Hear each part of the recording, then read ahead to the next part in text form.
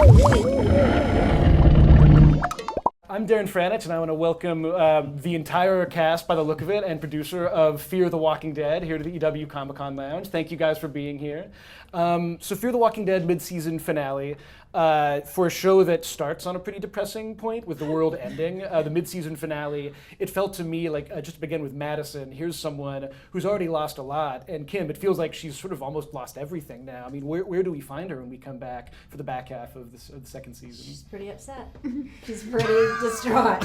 She's lost her partner and Travis and her son, Nick, and she's very hopeful to still find them. She's sort of frantically still searching for them, but you know, we get all a little separated there, as you saw at the end of the mid-season finale, and we get separated and we go off and have our journeys. And well, and what happened between Madison? You know, you were kind of saying like she lost her partner. I mean, Cliff, like there was so much. I mean, this is a show where there's a lot happening with the zombies, but there was so much happening with that relationship in the season. I mean, what do you think? Like, you know, does your character, does he feel like, is this the end for him and Madison? No, I just think it was the honorable thing to do. I mean, we're having problems with our kids, and you know, it's like I had to take care of my son, and it was just the right thing to do. It's like to focus on him and get that right, because he's not going to be any good to this family with this relationship with Madison if he can't figure out what to do with his son and help his son. Let's talk about that son for a second.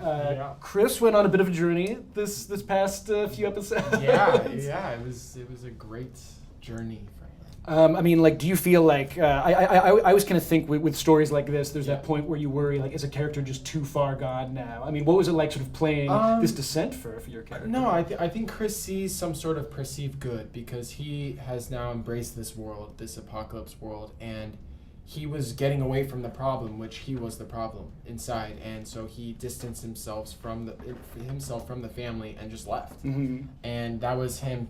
That was an act of love, taking himself away from this family and taking himself away from the father, and he's trying to get away from himself, from the world. Sure. So on the kind of like Walking Dead universe scale of crazy kids, he's not quite a Carl season 5 yet. He still has a little ways to go. Yeah, he's working his appetite out. Yeah. Well, speaking about you know, the other children on the show, I mean, like where we left off with Nick and that last speech, just about, you know, you guys are the real monsters. I mean, he seems like he's in a really interesting place. Where do we find him when the show returns? What speech was that? Well, like, he kind of had that line. He had that line. There's just sort of like, you know, this notion that like the real monsters weren't, you know, just this idea that he had to leave, right. Like basically, he, you know, this what he thought was safe isn't really the safe place. I mean, where do we kind of find him once we return to the show? I think we find him walking off. Is that? Yeah. We find him walking. He's walking alive though. He's walking off. You're walking amongst out on your own and losing your humanity. And yes, okay, out on my own and losing my humanity, and off on the old dusty trail to enlightenment. Mm-hmm. That's nice. That's the ultimate point of the show. That's actually the title of the episode. Is Out on the Dusty Trail on the way to enlightenment. He's fighting his spirit animal. Well, Robert, you're obviously this all starts with you. You know, this whole kind of Walking Dead universe. I mean, how do you kind of feel about how Fear the Walking Dead has distinguished itself from Mothership? Well, I think it's great. I mean, we from minute one, Dave Erickson and I tried to go down a different path, start a little bit earlier, deal with the fall of civilization in a more intense way. We skipped over a lot of that stuff with Walking Dead, so it's great to kind of come back with this show and watch these characters start at a starting point that's a little bit more human, a little bit more, you know, organic.